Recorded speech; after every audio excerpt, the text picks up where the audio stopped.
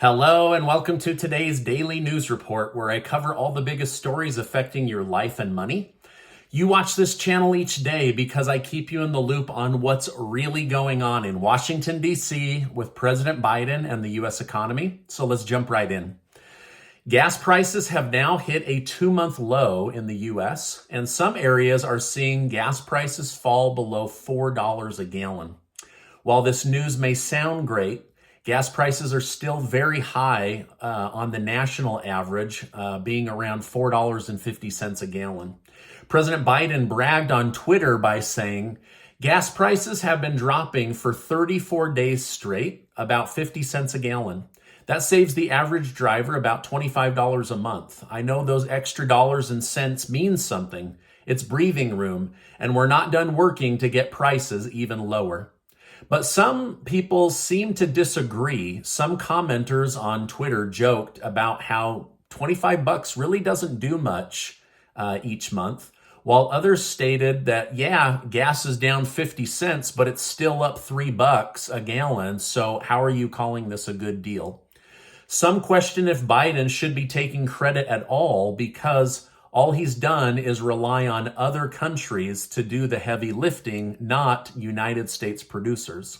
In fact, yesterday, Biden's press secretary was asked by a reporter, why does the president take no responsibility when prices are going up, but when they're falling, he pretends like he had something to do with it? She wasn't able to answer the question. Either way, I'm just grateful to see gas prices coming down. This isn't a Republican or a Democrat or an independent or a libertarian issue. This is a people issue, and so that makes me very happy to see that. With gas prices falling, Biden is hoping that inflation will follow and come down as well. However, some economists are reporting that his main focus maybe shouldn't be on gas prices or just inflation.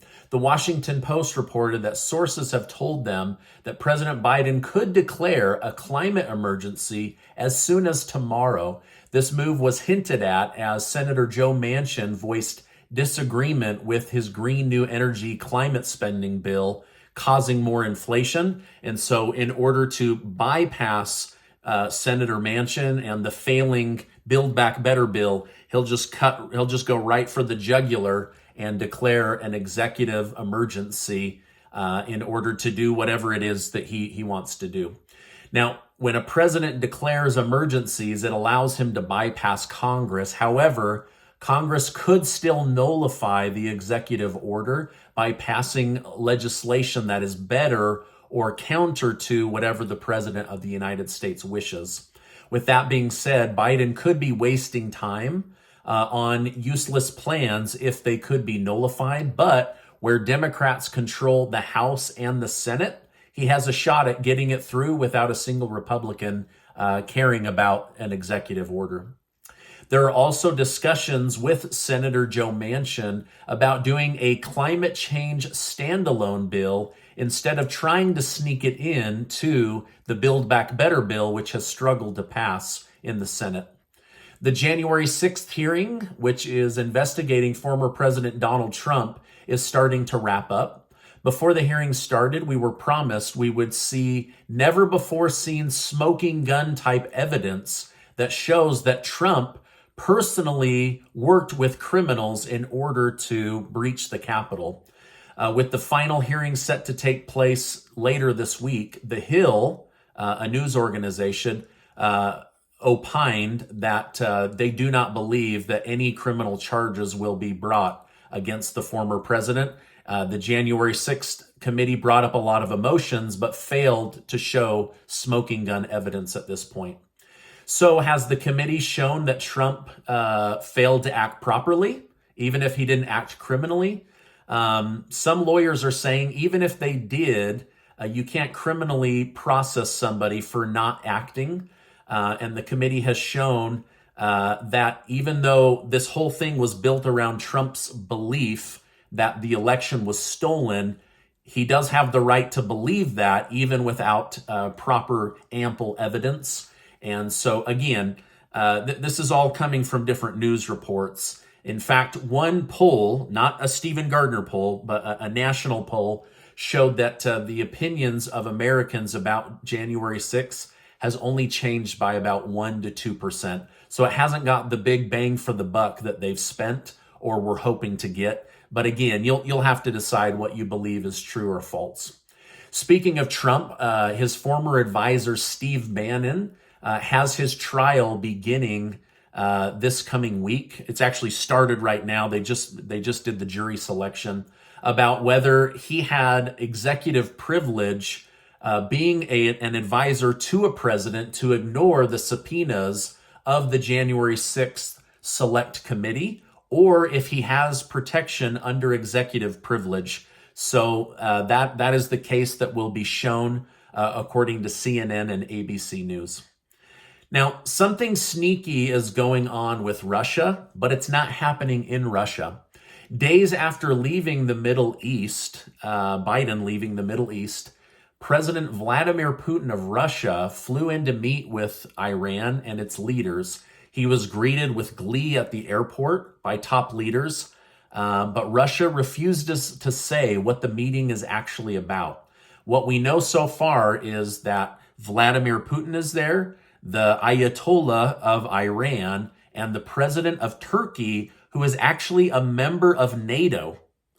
And it is believed that they are conspiring on how to strengthen their position against the West and against Syria. Now, if that's the case, why is Turkey, a NATO ally, involved in something that could hurt the West? So there's something sneaky going on. I don't have all the answers for you, but that is in the news right now. What is clear is that these countries are looking to strengthen their relationship, which could be bad news for the United States because they have bad feelings towards the United States.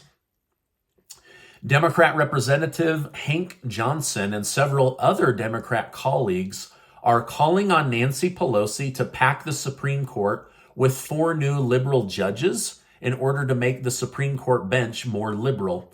They say it isn't fair that there should be so many conservative judges. However, Republicans said, don't forget, we're likely to take back the House in just a few months, and we would then counter by adding 4 more conservative judges, and basically they would be back to having a majority. So we'll see if they attempt to raise the Supreme Court bench from 9 justices to 13. Now, this is a big story. Are businesses raising their prices under the cover of inflation? Or is inflation and demand from employees for higher wages the real reason we're seeing price increases? Representative Pramila Jayapal wants to launch an investigation to see whether companies are raising their prices while they have the excuse of inflation in order to boost profits and bring more money in for their shareholders. She said they're profiteering and they are using this moment and their monopoly power in many industries to raise prices on consumers, and it's hurting the American people. Hal Singer, managing director of Econ One Research, said, a bout of inflation creates an opportunity that didn't previously exist for firms in concentrated industries to coordinate better their pricing decisions. No price-fixing conspiracy in the modern world involves a written agreement where they sit down in a smoke-filled room and they say, okay, we all go up by 10%. That's not how it works. They're not dumb. What they're doing is trying to coordinate in ways that defy scrutiny from antitrust laws. So basically, they're saying, listen, they're not coming together. They're not having secret meetings in Jackson Hole. They're not having private phone calls that might leak, but they're all signaling to each other, we're going to raise prices. You should raise prices in order to justify us. And you'll say you have to do it to compete. And what they're doing is secretly gouging the American people. Again, this is all a theory from Pramila Jayapal. Although personally, I would guess many prices have gone up because of the increase in wages, high gas prices, and true inflation. But I also believe, as someone who tries to use common sense, that there are many, many businesses that have indeed raise their prices just because they could, right? Everyone else is. It's a great opportunity to raise the price of your service or your goods or whatever. Now, Ms. Jayapal wants the FTC, the Federal Trade Commission, to pick a few big businesses and small businesses to do a test investigation on to see if she's right. Representative Jayapal believes the FTC could catch many, many businesses secretly collaborating to increase prices, which breaks the antitrust collusion laws of the United States. But I want to hear from you. What do you think? Are all companies raising prices because of inflation? Or are some of the bigger companies secretly colluding and signaling to each other that this is a great opportunity to raise prices and make more profits? Let me know your thoughts in the comments. I definitely want to hear from you. New home construction has fallen to a 9-month low. This is damaging for the lending industry, the mortgage industry, and the real estate industry. People are struggling to buy a home for the first time as interest rates are skyrocketing. The Federal Reserve is expected to keep raising the rates over coming months, so this situation could go from bad to worse. Last week, the average 30-year interest rate on a new home was 5.51%, which is over 2% higher than it was at the beginning of 2022. While the prices of houses were expected to drop due to lack of demand, this could be offset due to the lack of supply. By the way, if you're trying to buy a home right now and can't get approved by a bank, you could look for a backdoor approach. It's called seller financing, where basically you piggyback on the existing homeowner's loan, which is locked in, and you transfer it over, or they become the middleman or the new mortgage lender. But this is a way to legally avoid getting into a home with these higher interest rates.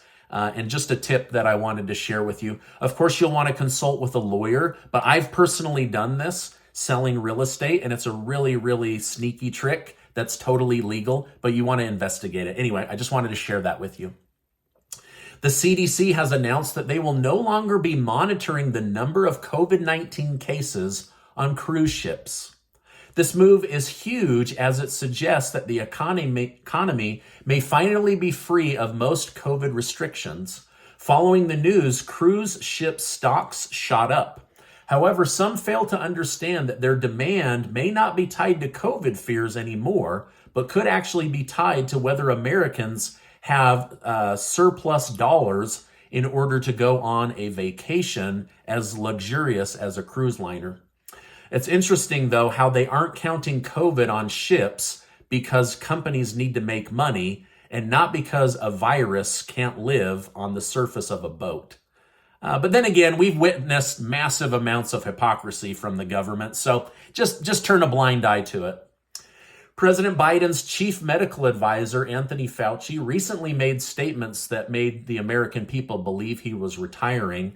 He has since corrected that and saying, "Oh, I'm not retiring. I just think I'll be done by the time Biden or Trump is elected or reelected in 2024 or whoever it ends up being." So basically, he's saying, I'm not going to retire, but I think I'll be pushed out.